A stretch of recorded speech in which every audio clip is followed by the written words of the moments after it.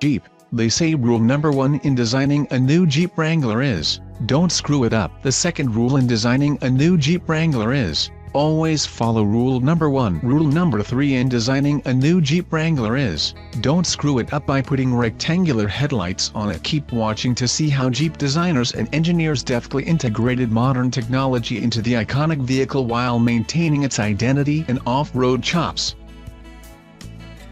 The windshield still folds flat, as has been the case since its introduction as a civilian vehicle. The Wrangler's windshield folds flat. The primary difference with the new JL is that the A-pillars, which are connected to a fixed header bar, remain in place, giving casual observers cause for a double take. The upside is that the process has been dramatically simplified and requires the removal of just 4 bolts. The zipper-free soft top is not a complete pain in the neck, alleviating what has been a major source of frustration for many Jeep owners. The new soft top is much more versatile and user-friendly than the JK's version. Simple adjustments allow it to be folded back to let the sun shine in, to be left in place but with the rear window and rear quarter windows removed, or, as is the want of many Jeepers, removed entirely. For those who find the new and improved soft top still too intimidating, there is the literally named Sky One Touch Power Top option, an electrically operated full-length canvas roof. It slides rearward with the press of a button, opening approximately 90% of the roof area. Available on Sahara and Rubicon 4-door models only, it allows for the rear quarter windows to also be removed for near open-air cruising. As for hardtops, the optional Freedom Top 3-piece setup permits various open-air configurations, and on Sahara and Rubicon models it can be ordered to match the body color. Unlimited no more. Although the 2018 Jeep Wrangler JL will continue to be offered in both 2- and 4-door versions, Jeep is ditching the Unlimited moniker, instead calling the 4-door Wrangler the Wrangler 4-door. It's longer but cuts an equally tight circle. The 2-door model gains more than an inch in wheelbase and 2.5 inches in length, and the 4-door's wheelbase is up by nearly 2.5 inches and stretches 3.5 inches longer overall. Even so, the 2-door JL's 34.5-foot turning radius shaves a tenth off the outgoing JK's 34.6-foot radius, while the 4-door's turning radius is unchanged at 40.8 feet. Any improvement is welcome, since a tight turning radius is a key attribute of off-road maneuvering, not to mention parking in urban environments. Ground clearance is up across the board, although hardcore Jeepers are sure to put some additional sunshine between the ground and the skid plates. The 2018 JL offers a slight lift right from the factory. The sport trim has 9.7 inches of ground clearance, up from 8.2 and 9.5 inches in the outgoing JK depending on wheel size. The Sahara offers an even 10.0 inches compared with 9.7 inches previously, and the Rubicon checks in at 10.8 inches, and 0.8-inch improvement over the JK.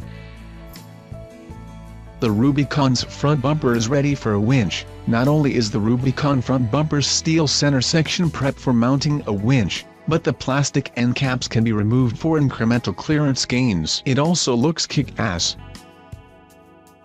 The stop-start is on-off. The auto stop-start function on the Wrangler JL is fully defeatable, bucking the current trend of a growing number of automakers that offer no manual override. Controlled via a button on the dash, the system also deactivates automatically when low range is selected.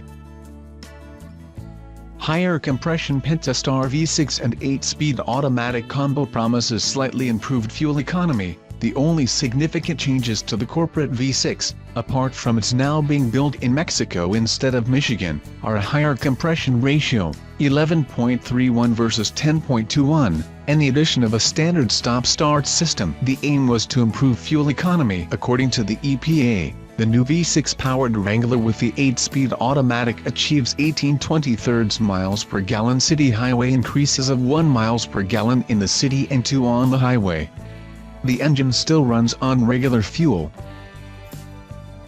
turbocharged 2.0-liter four-cylinder features electric assist, like General Motors' e-assist. The four-cylinder Jeep's hybrid system replaces the alternator with a motor-generator unit that can boost torque under acceleration as well as gather energy through regenerative braking. It also allows the engine to be shut off when the vehicle is stationary or coasting. How much boost the so-called e-torque system can provide and what fuel economy gains it achieves, the company is not yet willing to say. But the turbo 2.0-liter produces 295 pounds-feet of torque at 3,000 RPMs. The gas V6 produces 35 fewer pound-feet and its torque peak is at 4,800 RPMs. This new engine boasts plenty of tech, including direct injection, a twin-scroll, low-inertia turbocharger mounted directly to the cylinder head, and a variable displacement two-stage oil pump paired exclusively with the 8-speed automatic.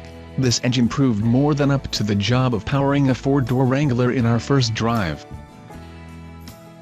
An optional diesel engine is on the way. Coming for the 2019 model year is a diesel option for four-door Wranglers. Mopper fans will undoubtedly recognize the 3.0-liter V6 as a version of the VM Motori diesel used in the Ram 1500 Eco Diesel, rated at 260 horsepower and 442 pounds-feet in the Jeep. It comes solely with the 8-speed automatic as tuned for this high-torque application. Now in its third generation, the Diesel 6 uses a low-friction bearing in the turbo and low-friction pistons to improve efficiency, while new injectors, piston bowl geometry, and glow plugs with integral compression pressure sensors optimize combustion.